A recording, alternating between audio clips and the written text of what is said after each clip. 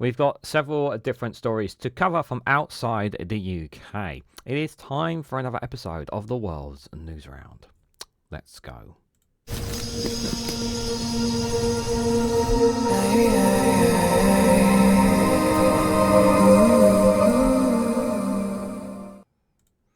Good morning, good afternoon, good evening, wherever you are in the world. My name is Reganelite, and welcome to another premiere video of the World News Round, where I cover various different news stories from outside the UK, all in one video. I'm recording this on Saturday, the 9th of November at around 10 a.m. UK time.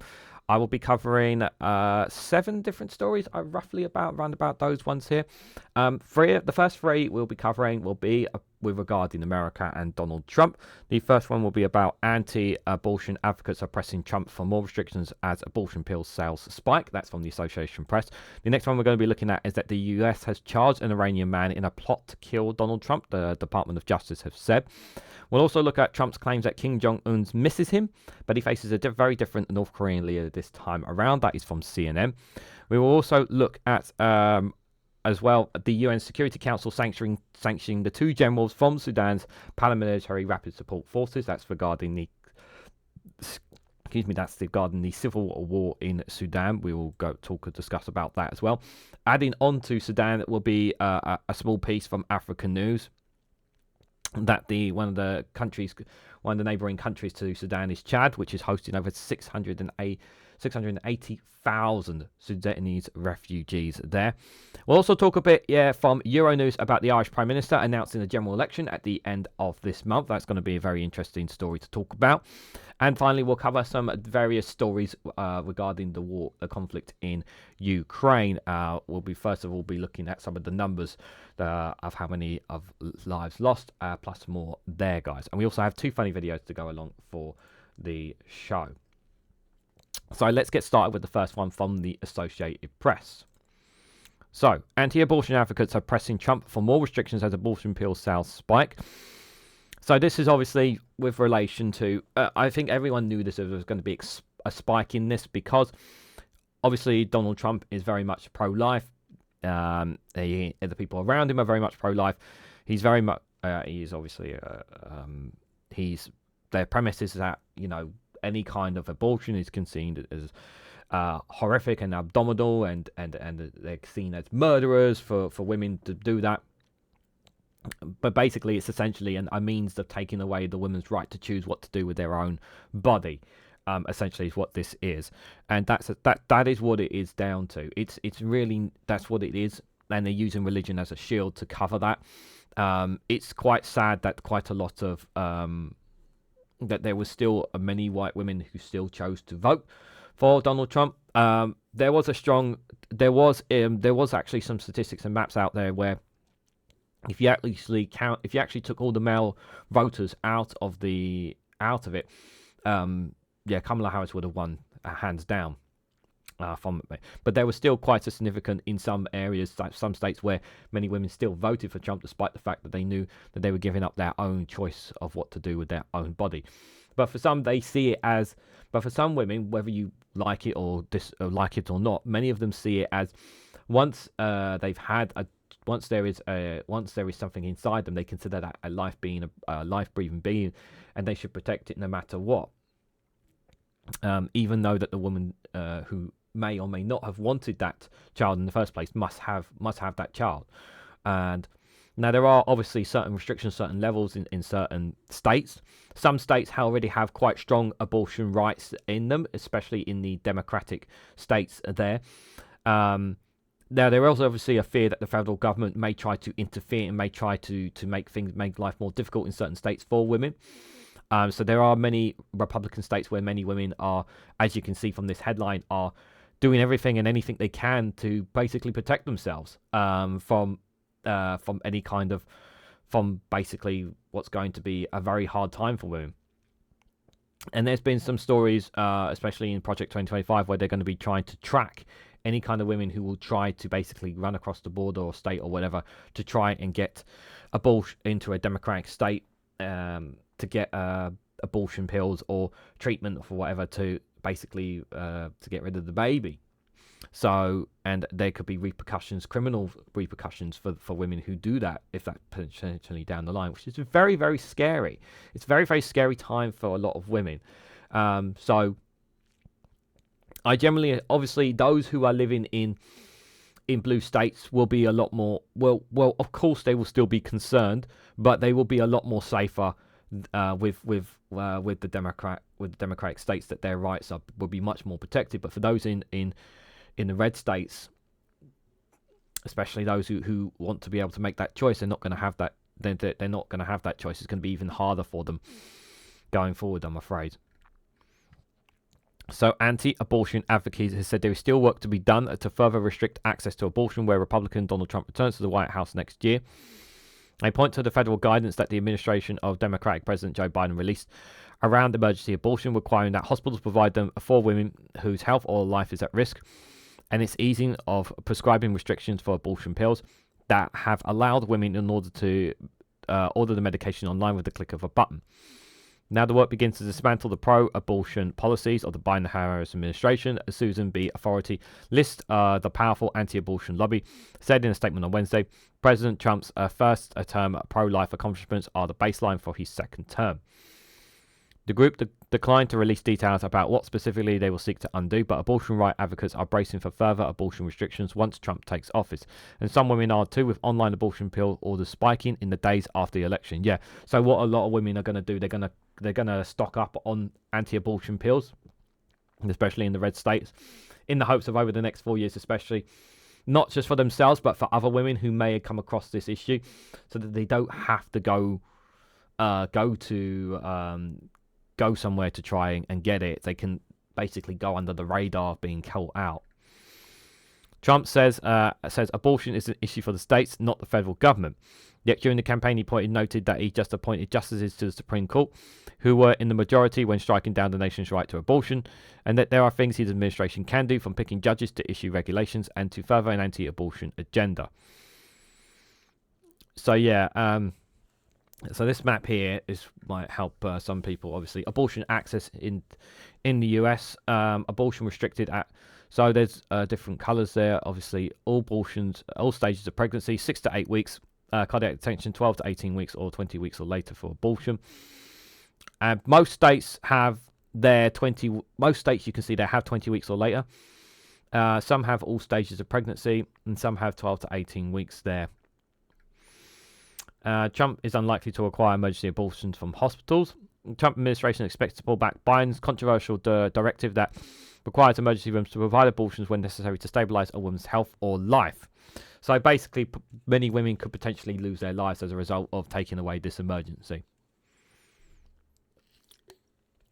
The Biden administration has argued that the decade-old federal law, which requires hospitals to provide stabilizing treatment for partners in exchange for Medicare funding, also applies in cases where an abortion might be needed. Reports of women being sent home or left untreated by hospitals in dangerous scenarios have profited across the United States since the Supreme Court overturned the national right to an abortion in 2022. In some cases, hospitals said state abortion bans have stopped them from terminating a pregnancy. We're seeing the lives of pregnant women being put in jeopardy. Fatima Gross-Graves, President and CEO of a National Women's Law Center, said last Wednesday. We're seeing women who have become infertile, who have been subject to sepsis, and were now hearing reports with death. Even a Trump administration abandons the guidance of the law. Graves said advocacy groups like hers will continue a legal fight for the Biden administration's interpretation of the law. Some doctors and hospitals have said that the federal guidance offered a protection for them to perform emergency abortions in states like Ohio and Texas, where threats of prosecution from performing an abortion hangs over the decision making. And this is another thing, those who perform them could find themselves in trouble as well. They're defying the laws by those states. Trump says that he supports exceptions of rape and incest case. Okay. As well as when a woman's life is at risk, but he's not gone as far as saying that he supports exemptions when a woman's health is on the line. Okay. So when someone has been raped or an incest case, but still, we're talking, yeah. But you're still taking away that woman's choice, really. Abortions might be necessary to prevent organ loss, significant hemorrhages, or dangerous infections for pregnant women in rare but serious scenarios. In cases like epidemic pregnancies, premature rupture of membranes, or plantidial abruptions, or fetus, I mispronounced the words, I apologise, might still be alive, but continuing the pregnancy can be detrimental. And doctors have argued that the legal grey area has put them in a bind. In IDO, for example, one hospital restored to airlifting women out of the state after a strict abortion ban, which only allows for abortion to prevent a woman's death, was enacted. The Biden administration has sued Ohio, arguing that a state law conflicted with a federal law requiring hospitals to provide stabilizing treatment, which might include abortions for patients. The state amends its laws to allow abortions for epidemic pregnancies, but other dangerous scenarios still remain unaccounted for, as the Supreme Court declined to address the issue earlier this year, issuing a limited order that cleared the way for hospitals to provide emergency abortions while the case worked its way through the lower courts. Enforcement of the federal law, however, is on hold in Texas, which challenged the Biden administration's guidance on emergency abortions. A patchwork of state laws governing abortion will remain in place under the Trump administration. Voters in Florida, Nebraska, and South Dakota on Tuesday defeated constitutional amendments, leaving bans in place. In Mississippi, however, voters approved a ballot measure on Tuesday to undo one of the nation's strictest bans. Abortion right amendments also passed in Arizona, Colorado, Maryland, and Montana. Nevada voters also approved an amendment, but they need to pass it again in 2026 for it to take effect.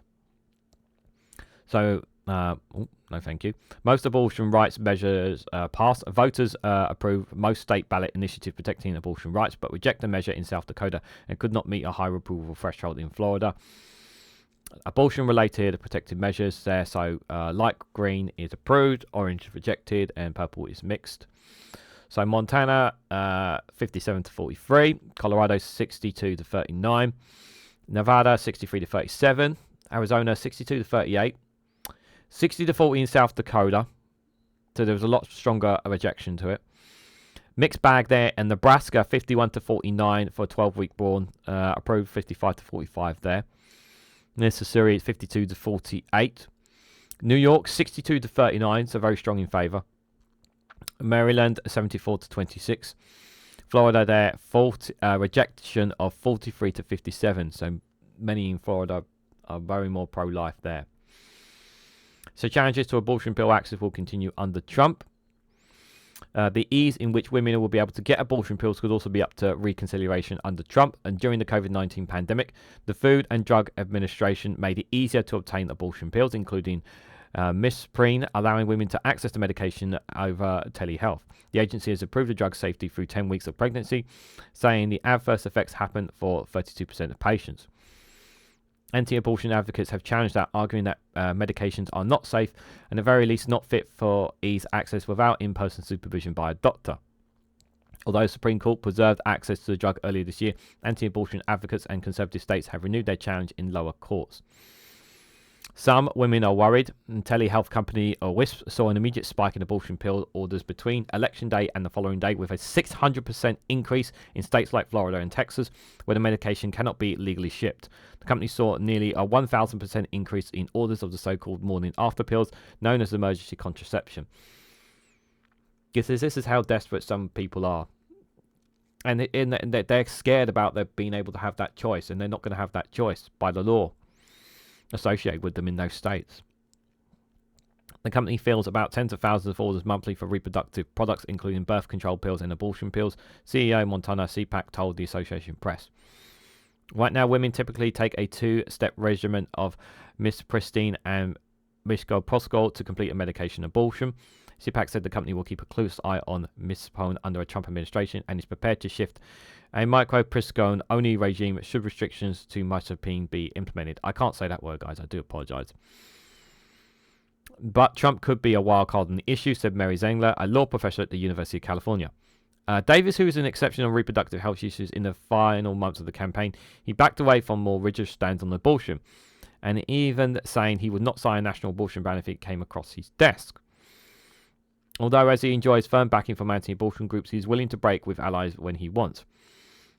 I don't think we have a clear sense from him about what he wants to do, Zengler said. In my understanding, he is more for pro-life. It's my understanding is that he's more for pro-life than anything. But it is also entirely possible that, you know, he has obviously stated that he obviously, for those of certain cases, there should be exemptions, and there should be exemptions for those certain cases. But the fact that there has to be a case of, unless you have these certain thresholds, you cannot have an abortion. It's just, you're basically taking that right away from a woman, taking it rights away from them. And make no mistake about it, there are dark forces here in the UK trying to breed that as well. At the moment, it's very much shelved out, but it's not to. Oh, sorry, not the computer there. But we know that those shadows, even though they're in the shadows, doesn't mean that they won't come out either in the future, because they will be buoyant by what America has done, and they will try to do it here. They will try to do it in other countries. They will try to take away the rights of women, and they will try to argue to their fullest about pro-life and not giving the woman the right to make that choice for themselves. Obviously, those who are in states where their rights have been taken away, it will get much harder for them, and hopefully, and I really do hope that the federal government does not get involved, especially in the democratic states where the women have the choice to make themselves. But yeah, it's going to be very tough for them. The next story I've got for you guys is from Reuters. Let me just get rid of that Discord in case it pings. The US has charged an Iranian man in a plot to kill Donald Trump, the Department of Justice says. Now, I don't think anyone should be surprised by this, considering we've not had not one but two assassination attempts on Donald Trump. Now, it's entirely possible that there may be... it is entirely possible that someone may attempt to try, during his presidency, to assassinate him.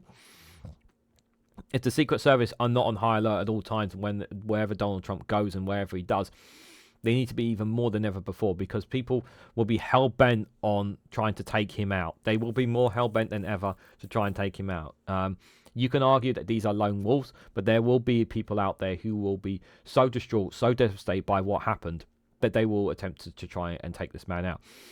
There will be many of those, and as I said, this was an Iranian man. There will be people of certain Muslim or Arab backgrounds potentially that may try to take him out as well, because of the fear of what he might do, of standing by and allowing Gaza to cease to exist, possibly as well. I'm not stating that's all Muslims in any way, shape or form. I'm saying that some, obviously with the plot of what he's going to be doing about migrants, people of color in America, they're especially illegal migrants or who have refugee status, all them are at risk here. So with a Donald Trump presidency, so he has painted a lot more targets on his back than ever before now that he's won the presidency.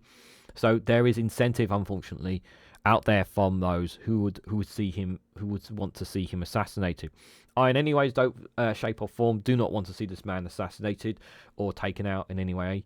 I know some people will say it would be beneficial that if he was, and I understand that argument, but that's just, whether you like it or not, this is what the American people voted for. You don't have to like it, you don't have to agree with it. You can say you can call it rigged, you can say the American people were manipulated, you can say that, but you should not in any way, shape or form advocate in any way for the assassination of the President of the United States, regardless of how vile this man is.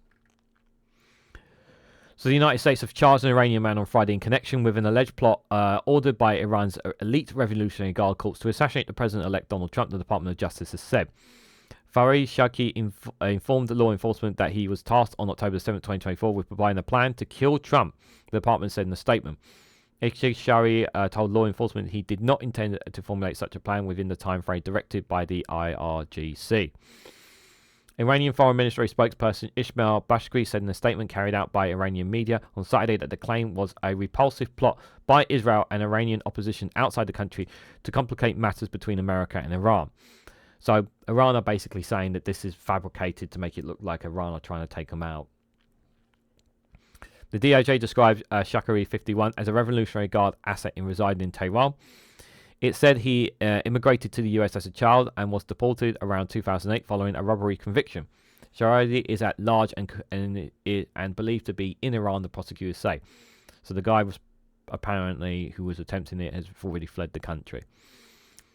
Two New York residents whom Shali has met in prison, Carlos Riviera and Jonathan Loho, were also charged with helping Shali plot to kill a US citizen of Iranian origin in New York, described as an outspoken critic of Iran's government, who had previously been targeted for the murder.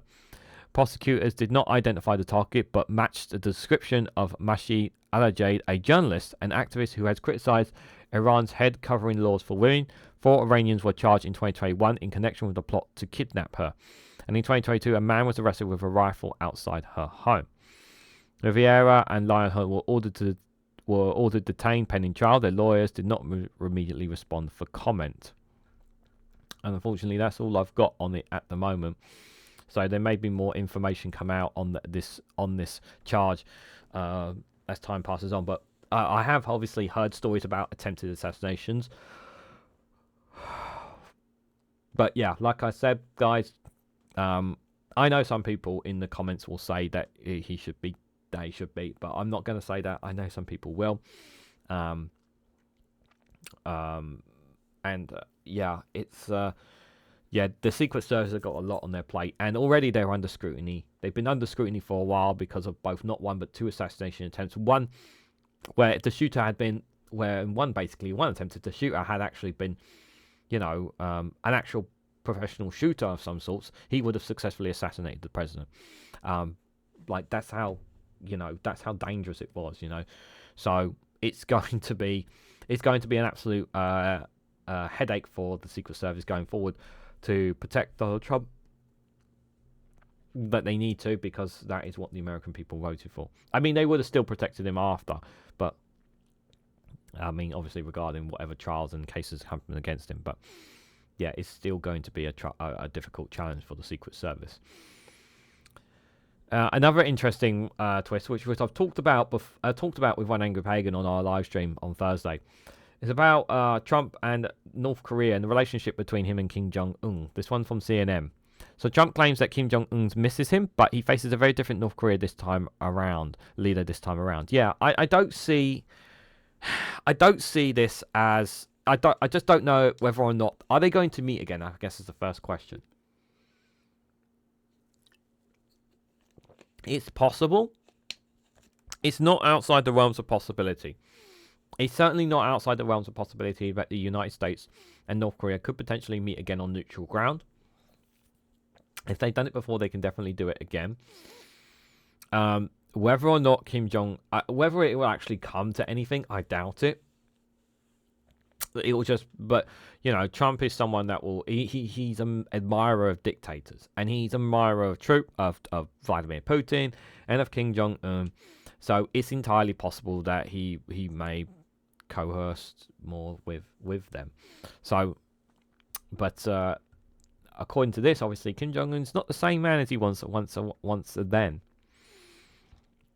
So no United States leader has handled relations with North Korea quite like Donald Trump. The former president went from threatening Kim Jong Un with fire and fury if the North Korean leader continued testing missiles, to becoming his pen pal, meeting him in a series of unprecedented summits and boasting that the two had fallen in love.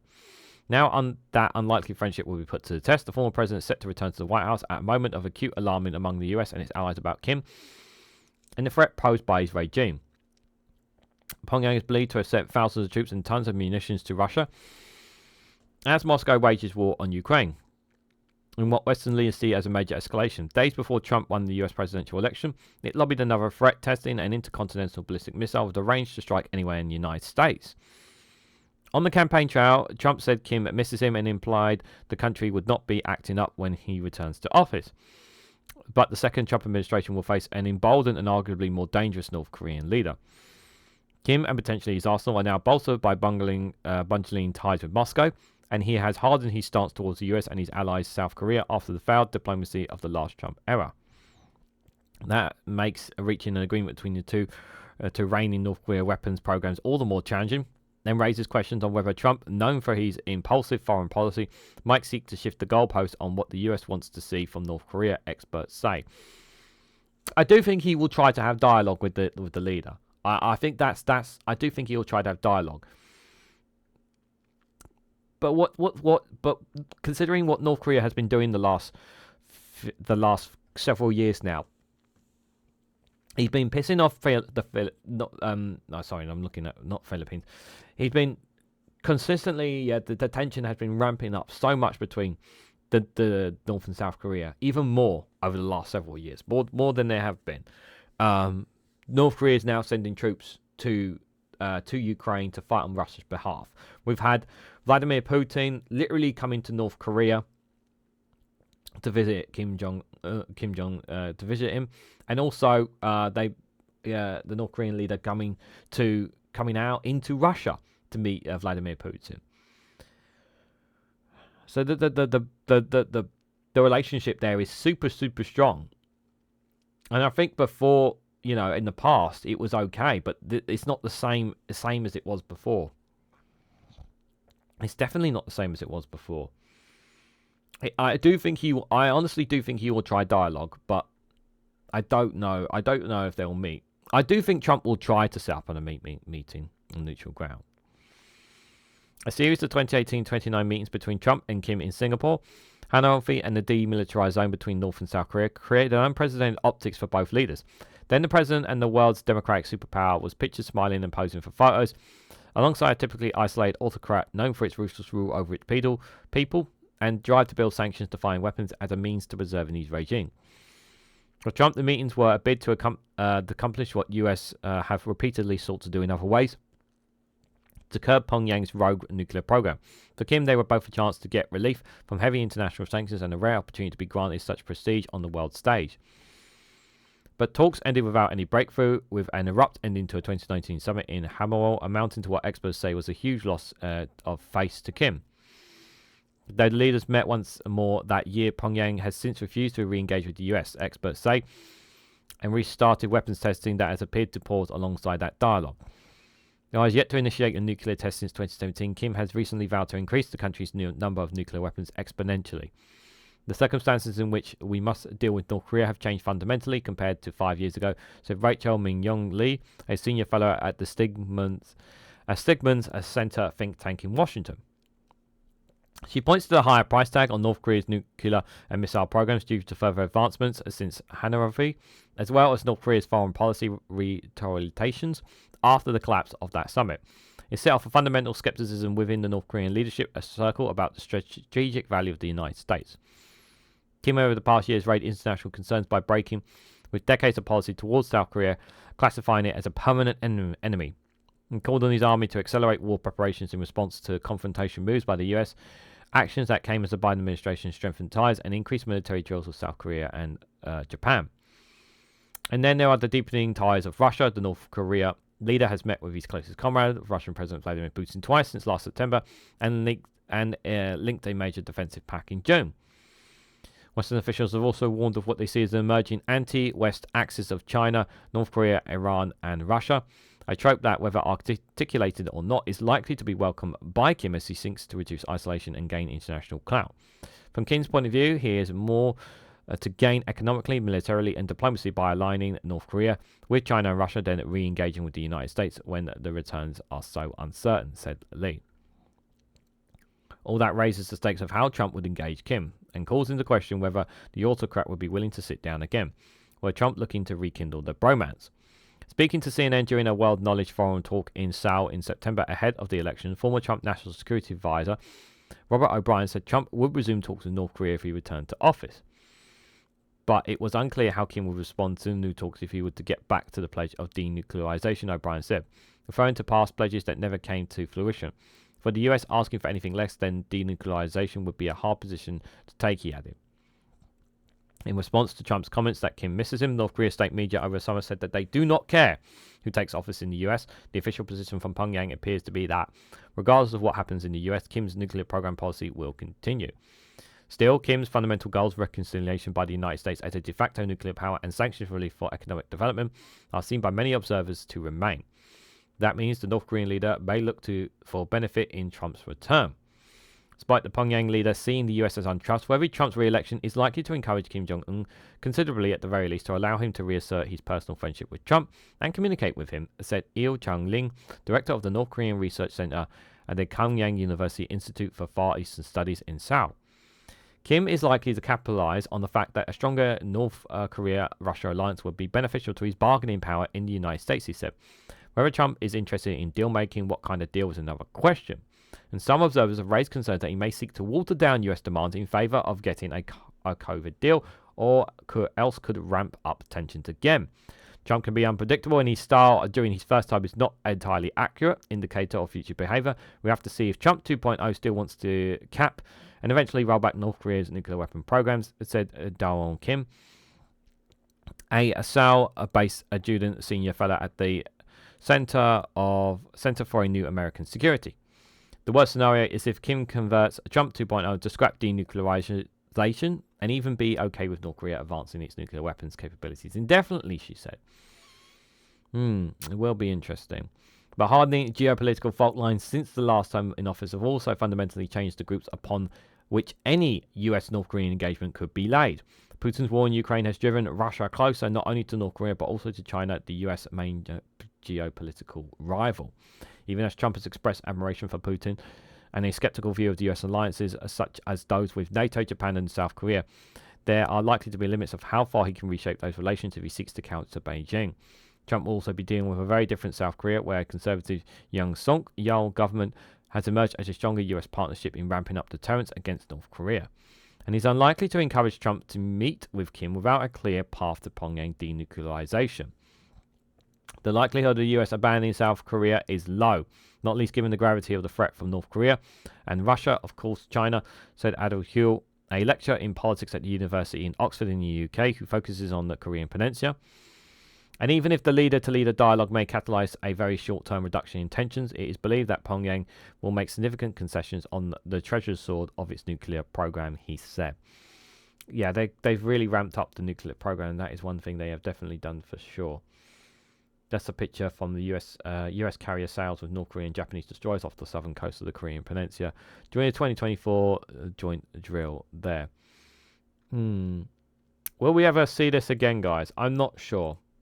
I strongly believe, as it says in there, that there will be dialogue between Trump and Kim Jong Un, but any kind of trying to make them trying to ease tensions is going to be much more difficult, as you said there, especially with the relationship that they have with Russia now. That's definitely something that's going to be problematic for sure. But we will have to see whether or not it will make a difference. But yeah, there's a lot of things that Donald Trump has got going to have on his plate. There's a lot of things that they're planning to do, as we know, that we've covered already so far. Yeah, and we will not be. I will cover as much as I possibly can. I might actually set up a new section on the Discord's community as well, expand on the US, because it is going to be something that people are going to be talking a lot about from the days, the weeks, the months, and years to come with a US presidency. So guys, we're about just over half an hour through. We've still got 3 different stories to cover, plus some coverage of plus some stuff on the war in Ukraine. Just a reminder, if you haven't already, please hit the like button. Greatly appreciate. Share across social media so others are notified of this video. If you haven't subscribed already, please consider subscribing, because it really does help support the channel. All those things really do make a massive difference. So thank you to anyone who has done so. It is greatly appreciated. And now, if you want to go one step further and perhaps financially support me in the work that I do here, if you're watching on a premiere video, you can leave a super chat there, or you can join the YouTube membership. For as little as 99p, you get access to custom emojis, get access to membership community posts, and if you comment on any of my videos, you'll get, as a member, you get a response, and also you get a shout out whenever you're there in the live streams as well. And if you decide to upgrade to a $1.99 membership, you also get early access to additional content on that level as well. So thank you to anyone who has become a YouTube member or has been a YouTube member in any way, shape or form. It is greatly appreciated. Other ways, if you wanted to support me, is by buying me a coffee. Link for that is in the description. And you can also consider checking out my Patreon or Rumble pages. Both of them have exclusive content on those channels away from YouTube. So if you want to check them out, please feel free to do so. The links for them are in the description. If you want to find me across any lots of different social medias, there's a link there called the Linktree button. If you click that link, it takes you to all my social medias, both political and non-political, there as well. So thank you for listening for all of that. We've got a funny video to break the ice a little bit. I hope you guys enjoy this funny one here. A UK prisoner making her reaction to Donald Trump. I hope you enjoy.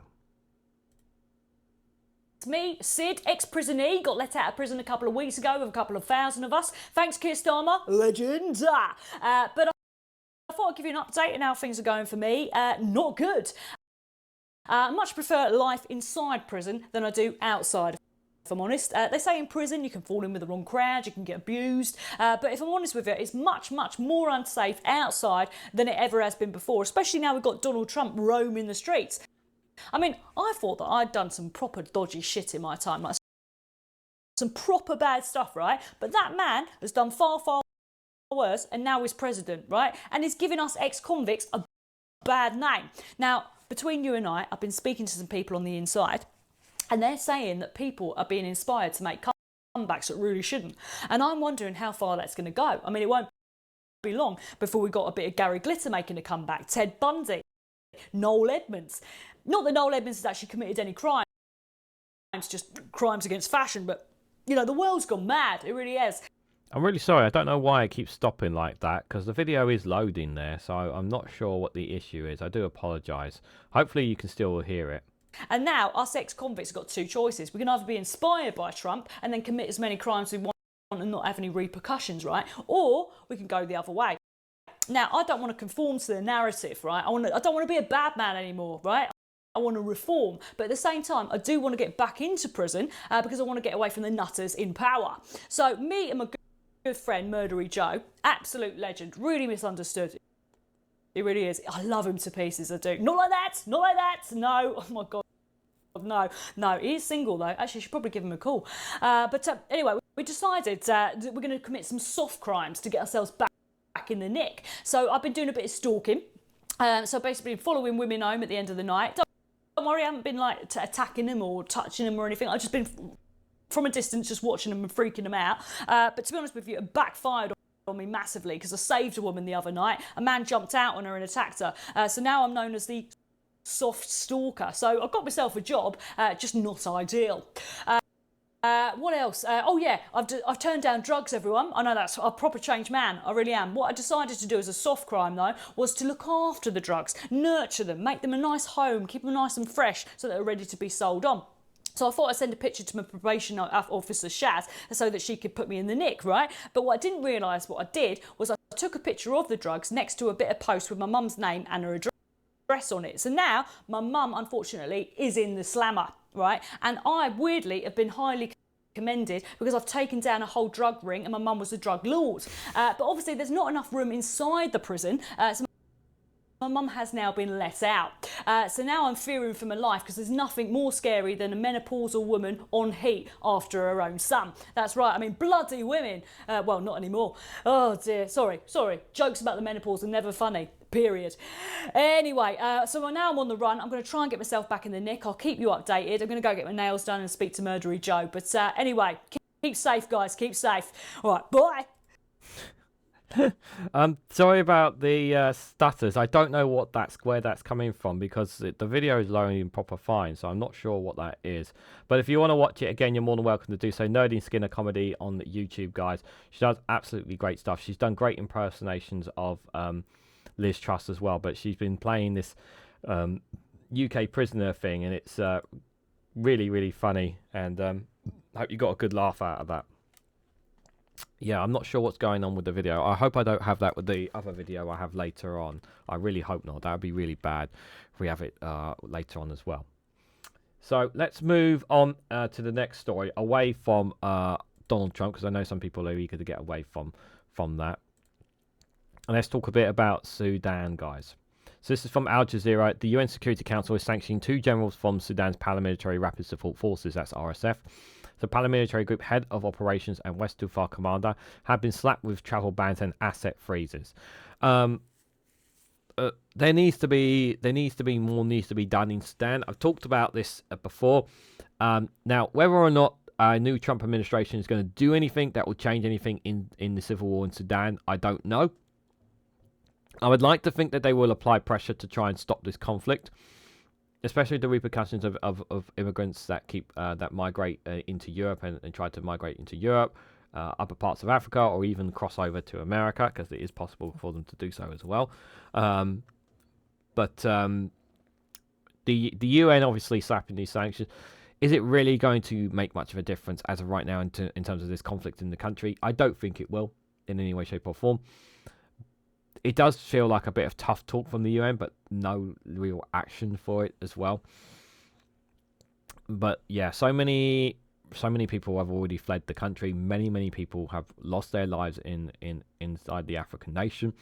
Many people have been trapped and not been unable to eat, drink, or whatsoever because supplies have been cut off thanks to this conflict as well.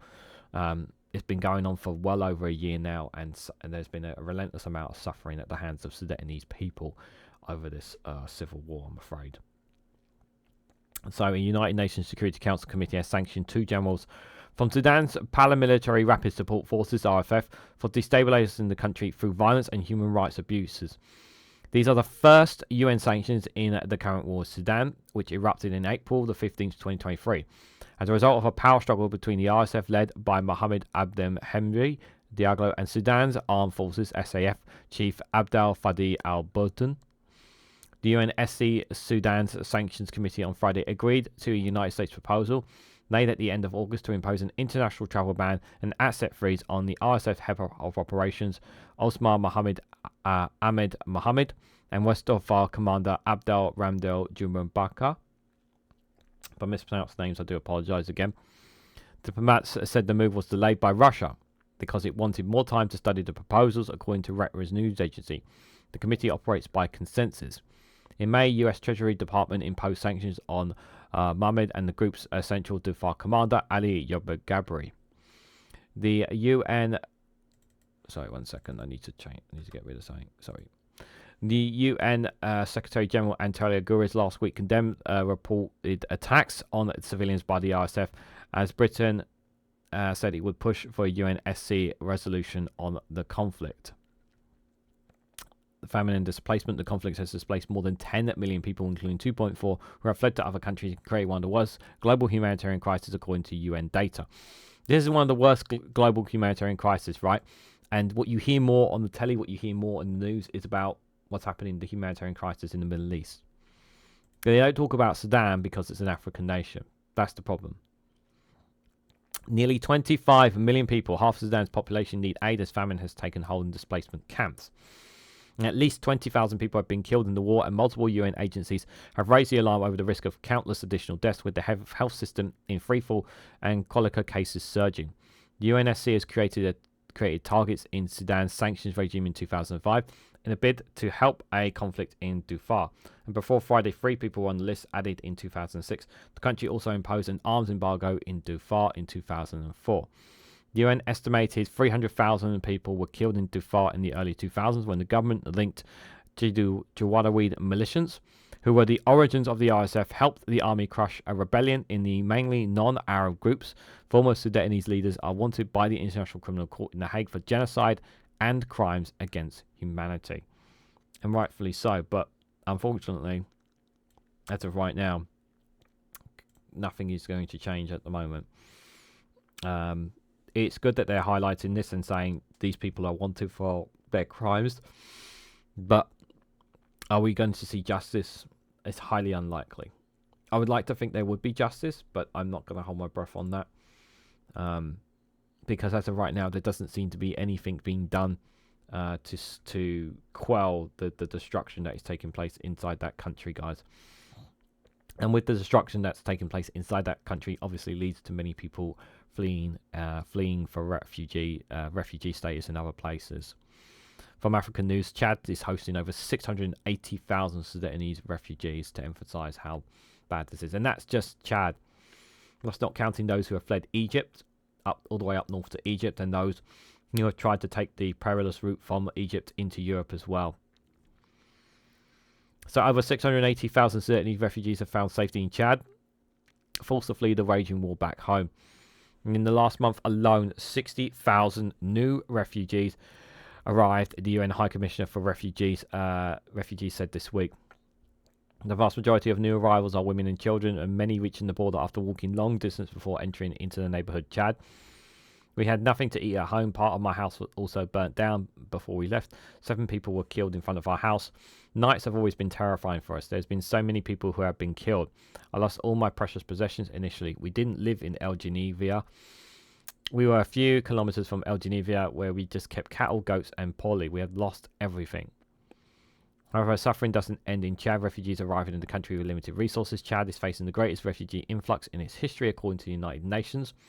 The country's weak economy and poor infrastructure is grappling with a mix of conflict, climate crisis, and food insecurity. In the context of non-stop humanitarian emergencies, of insufficient humanitarian funding, and where displacement is increasing protracted in time, when host communities increasingly affected, we need to rethink our approach for the refugee displacement to make them more sustainable, Filippo Grandi has said. But where do you find places for 680,000 refugees in that country? It's absolutely insane. Where are they supposed to? Where are you supposed to find them? Like, the country is already not in a very good. It's not the most stable country itself, as it said in the report. You know, you need to find them home. You need to find them accommodation. You need to find them work. You know, you're going to need a bigger healthcare system if you even have one, but it's probably relying on the UN to help problem like that. It means you also need a bigger education. You need to increase your classrooms for the education for kids that come over as from there as well. All these things pile onto Chad as a direct result of what's happening here in Sudan, and the country is going to get overwhelmed with it.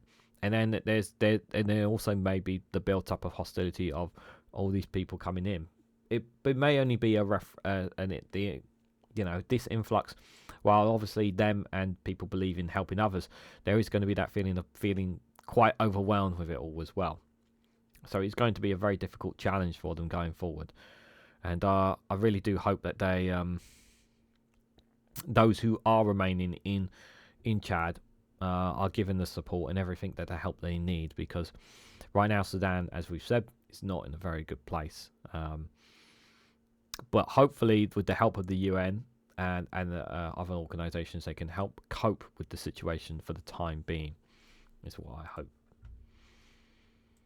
So moving away from America and Africa here, guys, we're going to be looking at a very interesting election that's coming up at the end of this month.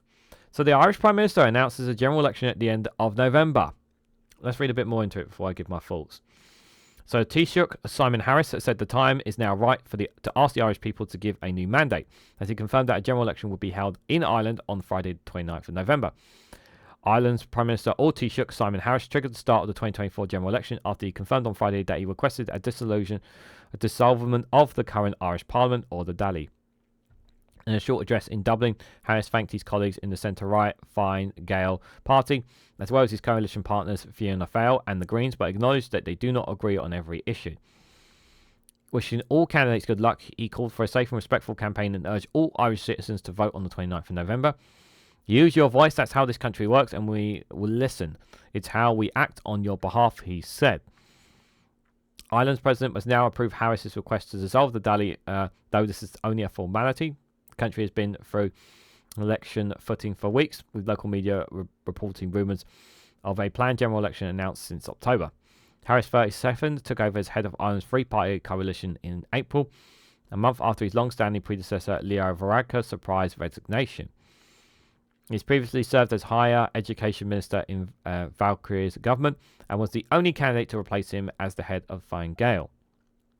Ireland is in the middle of a housing and cost of living crisis, two topics that are guaranteed to be a major concern for voters as campaigning begins in earnest. Another key topic expected to come up in the forthcoming weeks will be the impact of Donald Trump's recent re-election to the US presidency and its impact on the Irish economy, a country which is heavily reliant on US tech companies for employment. The Taoiseach had until the end of the government's 5-year term in March to call an election, but Harris elected to appeal to the Irish public at the end of the month in the face of opposition party Sinn Féin's dramatic decline in popularity. An integral part of Sinn Féin's political identity has been a pursuit of a united Ireland. Many speculate that a referendum on a united Ireland was inevitable in the next 5 years and to become the biggest political party in Northern Ireland, and came within touching distance of forming a government in the south of the border. As anti-immigrant anger surges in the country, the leftist and nationalist party has struggled to claw back votes as they find themselves out of step with a core constituency. Yeah, so they've been in power for quite a long time, but obviously with the change in Prime Minister, things have obviously changed since then. Now I've heard numerous. Now obviously I'm not very much into the know-hows of Irish politics, and perhaps maybe I should be, considering I have Irish I have Irish blood in me, and I will be obviously keeping an eye on this as it builds up to it. But something that I have always been fully aware of is the housing and the housing crisis that has always been one of the biggest problems in Ireland. It has been a big problem for a very long time. They've never been able to sort out the housing crisis. An entire generation of Irish people just cannot buy a home. They just cannot buy a home, and an entire Irish generation can barely afford rent. I mean, you talk about its struggles here in England. The struggles here in England is nothing to what the Irish generation have had to go through compared to what we have had to go through. The Irish have had this problem for a long time, and sadly, the current governments and regimes that they've had over this period have not done anywhere near enough to deal with this situation. They just haven't. And there needs to be a solution to it. Now, of course, there's obviously the other factors as well. Immigration has started to become a real issue in Ireland. It's not really been. How can I put this as someone who? I don't know if immigration has always been a discussion with Irish politics for a long time. I know back when I was a young child, it was very rare when I was a child, or even back in my grandparents' time there. Like there was definitely a very strong white presence on Ireland. Now, it's not to say that there has been, obviously it has become a little bit more diverse, shall we say, in some parts of Ireland. But there's still that consensus of there seems to be that premise of obviously that rhetoric of coming in and taking our jobs, sort of feeling that we have here in other parts of the world, and that is starting to have a bit of an influence in Irish politics from the looks of it there. I will need to brush up more on Irish politics to talk more in detail about it. But what I will say is that whatever happens at the end of this general election, I hope the Irish people get the right Prime Minister, get the right party, or if it's in terms of coalition, get the right coalition that will be of benefit to its people, and hopefully there will be actual fundamental changes that the people want, and that their concerns and their voices are listened to, that they're taken into account, and that their votes don't feel that are wasted. That is my hope. That is my belief, and I really do hope that whatever happens, that they do not suffer immensely under a Trump presidency either. I really hope they do not. Finally, guys, before we're going to be talking about the conflict in Ukraine. I'm going to be looking at a couple of stories from the Kiev Independent here, you guys. So this is the first one I've got for you guys. So normally every morning the Kiev Independent updates this report here, guys, about the losses of life. This was obviously, like I said, this was recorded on Saturday, so this is Saturday morning's recordings of 770,540 troops in Ukraine since the conflict. And there's the numbers you can see there. I'm not going to read the whole numbers there, but but you can see there some of the numbers haven't really changed. But I will say 18,575 drones. Like the drones are being destroyed or being blown up all the time there. But yeah, quite a lot of tanks, armor fighting vehicles, and fuel tanks and artillery systems there have been destroyed as a result. And this is the statistics and numbers that they get every day that they put out. It's whether you want to choose to believe it or not is up to you on that, but it is still fascinating numbers to say the least. I'm just going to refresh it, because what they normally do is they update the feed on the left hand side here. So they've just updated this one, so this is a new one. So Moscow claims shooting down 50 Ukrainian drones in 7 Russian regions overnight. That's one thing Ukrainians have been doing, because they've been developing their own drone manufacturing, is obviously sending in drones to try and basically targeting Russian regions there. So Russia claimed on November the 9th that it shot down 50 Ukrainian drones in 7 Russian regions overnight. The claim comes as Ukraine over the past several months has intensified its efforts to strike deep into Russia, using home-made drones targeting arms depots, airfields and oil refineries to weaken Russia's combat capabilities from a distance. The Russian Defense Ministry claimed to have thwarted Kiev's attempts to target unidentified sites. with drones in Bryansk, Kursk, Novovol, Smolsk, Tula, Oral, and Tver Oblast, and it claimed that 28 drones were shot down over Bryansk Oblast just north of Ukraine. Ukraine has not reacted to Russia's claim of publication time, so they may admit it later on, or by the time you see this, guys. Despite the limited 2 to long-range kamikaze drones, Kiev has scored some spectacular success in recent weeks. One of the largest explosions of the full-scale invasion saw the words of security services of Ukraine, SCB source and ammunition warehouse literally wiped off the face of the earth in Tver Oblast last month. This came just days after Ukraine confirmed attacks on the 2 other arms depots, with the UK Defence Ministry said that their combined strikes caused the largest loss of ammunition in Russia during its all-out war against Ukraine. Interesting there. This one here, Russian drone attack in Oslo kills 1 and wounds 13, prosecutors say. So another attack in this area here. So Russian troops launched a massive drone attack in Oslo and its suburbs, killing 1 person and wounded 13. The Oslo Oblast prosecutor had reported on November the 9th. Among the wounded in the drone attack in the early hours were 2 boys aged 4 and 16, according to the report. The report also comes as Ukrainian Air Force said Russia attacked Ukraine overnight with 51 drones in southern Oslo Oblast within epicenter. Salahar drones and drones of unspecified type were used in the attack, according to the Air Force. The attack on Oslo damaged multiple storage buildings, private houses, warehouses, and cars, the regional prosecutor had reported. The inspection is ongoing. The full list of destruction and damage is still being established, the Oslo Oblast prosecutor's office has said in a Telegram post. Russia has ramped up its drone attacks across Ukraine, including the capital Kiev, where civilians suffer drone attacks almost daily. A Russian drone strike on November 7th damaged the apartment building where Estonia's ambassador to Ukraine lives. Estonia's Foreign Affairs Minister Markus Tuskin said on November the 8th Ambassador Alani Olakuk was lucky not to be harmed, Taniska said in a post on social media. Russia launched over 2,000 attack drones targeting both civilian and military sites across Ukraine last month. Kiev's military were reported on the 1st of November, as Russian forces continue their offensive in eastern and southern Ukraine. Russian general accused of running torture camp dies in Ukraine, apparently.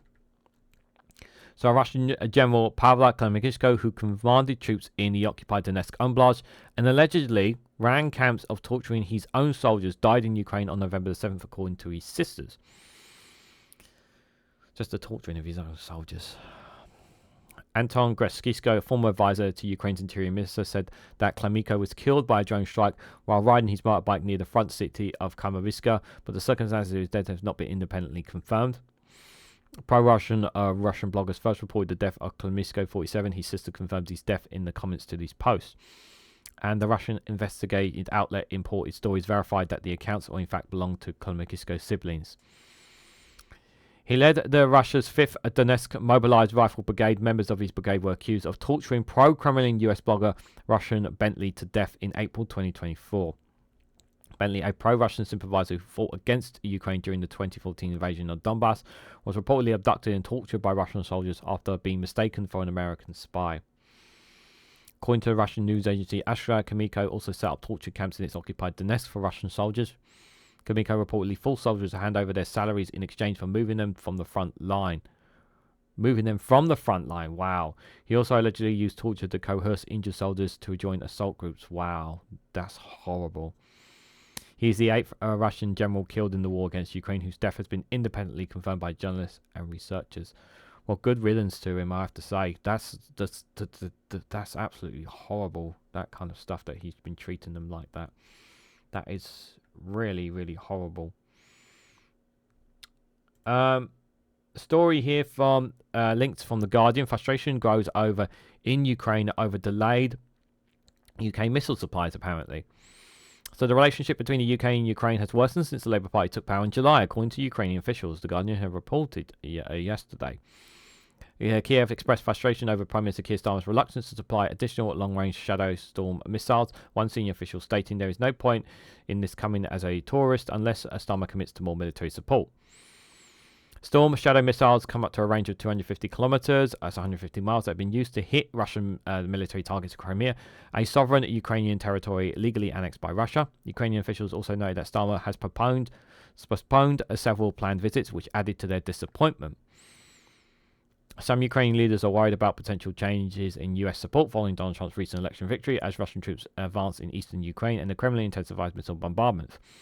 While Starmer assures President Zelensky of Britain's unwavering support for Budapest in November the 7th, no concrete progress on missile supplies was achieved. The two leaders met in Budapest while attending the 5th European Political Community Summit. Starmer's appointment of former National Security Advisor Jonathan Powell has further raised concerns with Kiev, with some speculating it might signal an increased pressure on Ukraine to negotiate with Russia.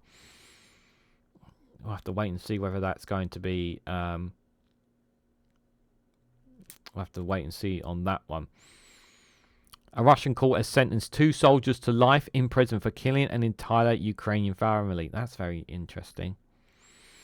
So, a Russian military court has sentenced 2 soldiers to life in prison for murdering a family of 9 in the occupied Donetsk Oblast.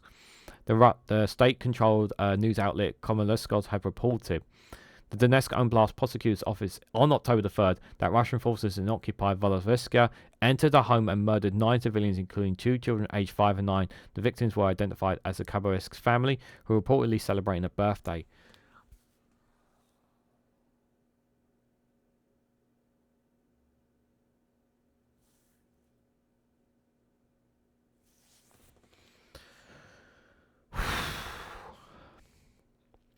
The Southern District Military Court in Rostov on Don handed down life sentences to both soldiers, Anton Spasbos, 21, and Roskin Ralu, 28. Disgusting fucking vermin. The cases marked a rare instance of Russian authorities holding its own troops accountable for war crimes perpetrated in Ukraine. The trials were held in secret due to military secrecy. Both men pleaded not guilty, Komsomolets had claimed. Spolskos and Ralu were arrested in Russia on the same day Ukraine released its reports of its killings. The Russian Investigation Committee identified 2 soldiers as contracted personnel for Russia's Far East. According to Ukraine's investigation, the family were murdered after refusing to vacate their homes after being threatened by Spolskos and Ralu. Just leave the family alone! Russian soldiers repeatedly approached the Kleskins' home several days before the murders and demanded that the family leave so that they could reside there. Reside in another home! An empty one. The residents refused and the soldiers left. They returned on October 27th, the prosecutor said, and shot all 9 members of the family while they slept. Russia have repeatedly denied that its forces commit crimes in Ukraine, while they just have admitted it there from this. Ukraine has accused Russian forces of 137,000 war crimes carried out as part of its full-scale invasion of crimes, including mass abductions of Ukrainian children, the torture of residents in occupied territory, and the murder of civilians. Excuse me. It just boils my blood. We know that this stuff is going on, but I haven't read a report for a while. That just makes me sick to my stomach. Like, we know what's happening in Gaza has been horrific, but yeah, it's just a reminder that some of these Russian soldiers are absolutely vile. Absolutely vile. They could have gone and resided in any other place, but for whatever reason, they just got. I don't give a shit if it's a strategic location. Like, just leave the goddamn family alone. Just leave them alone. Just leave them alone. Like, they're not a threat to you. Then they're just trying to live their lives. Just go past, ignore it, just carry on. But no. The fact that Russia actually prosecuted them shows just how vile those soldiers were. They were really, really vile. Very cruel. And that's saying a lot. That is saying a lot.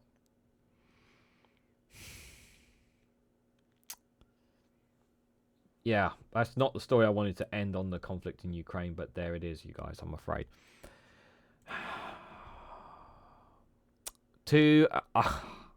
Anyway, guys, I hope you guys found some of the stories informative and helpful to you. But before we go, I am going to try and put a positive spin on everything, guys, because I think we need a bit of a... try and have a bit of fun on the doom and gloom that has been going on in the world, because we need a bit to have a bit of a laugh, because if we don't, we're just going to be sad and down. So before you guys go, before you head out, I wanted to give you guys one final video here.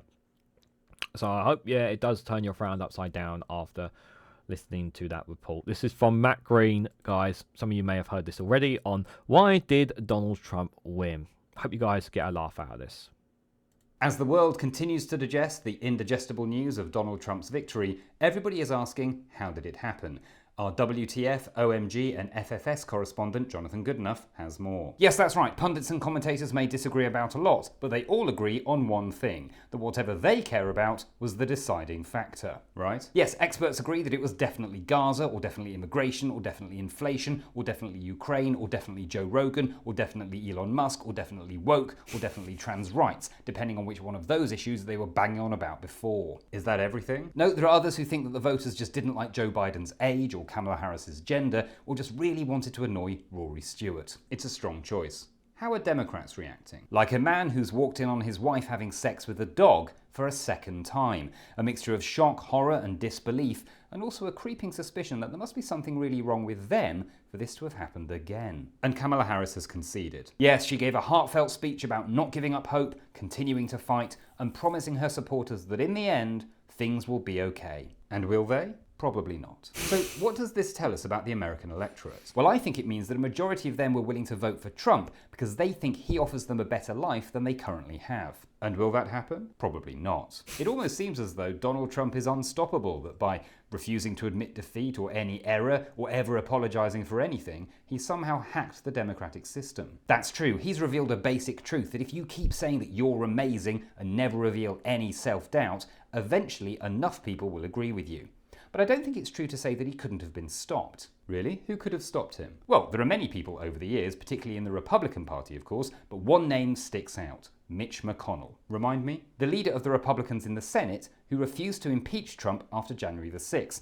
If he had been impeached, he wouldn't have been able to run again. Why didn't he do it? He was essentially scared of Trump's base, but also hoped he'd been so damaged by the fallout he wouldn't regain support in the future. Essentially going by that old adage that if your opponent is down, you need to let them get back up again, give them a cup of tea, and have a bit of a rest before you try and finish them off. What has McConnell said since? Well, he swung behind Trump like every other Republican, but also urged him to keep funding Ukraine against Russia. And will that happen? Probably not. How will all of this affect the UK? In multiple terrible ways, no doubt, but one concrete example is that Kemi Badenoch used her first appearance at Prime Minister's Questions as leader of the opposition to demand that Keir Starmer apologise to Trump for the accurate things that David Lammy said about him in the past. Is that a wise move politically? You could argue no, because Trump is very unpopular in the UK at the moment, and his policies could cause us a lot of financial harm. But on the other hand, voters do like a winner, and Trump is definitely that, so time will tell. How do you reflect on the results, personally? Well, as the Chinese curse goes, may you live in interesting times, and the times at the moment are pretty bloody fascinating. Finally, some of our viewers may have been upset by the result. Can you give them a note of positivity to take them into the weekend? No. Sorry, Jonathan. Next up, pub? Oh, can you give us some optimism? No. It's all doom and gloom. You gotta have a bit of a laugh, guys. You've got to, guys. We've got to have a bit of a laugh. If we don't, we're just gonna be down all the time. So I do hope you got a laugh out of that. I really hope you did. Guys, just before we head out, I just want to remind you guys, if you are struggling to cope since it, if you are still having depression, mental health, anxiety, any of those kind of things, guys, this Wednesday coming, I will be doing a Snowflake talks about mental health. So if you guys want to come and join me and just talk about all things of that kind of stuff, you're more than welcome to come and join me there. We will not be any way political, any way, shape or form. We'll just talk about what we can do to help ourselves and pick ourselves up. So do join me on Wednesday for that. I will be back on Monday with another Snowflakes viewpoint, and do join me especially on Thursday for the first episode of Snowflakes Roundtable featuring myself, One Angry Pagan, Daily Blase, and All Shorts. There, it'll be the first one. I'll be trying to do one every month if possible. And for some reason, oh, for God's sake, there you go. Keeps turning the thing off, but I've turned it back on. But there is the gang there. The orb has formed in all of its glory as well. Yeah, I know people want me to wear the hat. I know. Maybe if it wasn't so cold, maybe I would do as well, guys. So, guys, what did you guys think of some of the stories that we covered today? We talked about anti-abortion advocates from the Association Press. US charging an Iranian man to kill, well, in a plot to kill Donald Trump from Reuters. The relationship between America, Trump, and Kim Jong Un in North Korea from CNN. Talked about the UN Security Council sanctioning 2 generals from Sudan there. Chad hosting over 680,000 Sudanese refugees.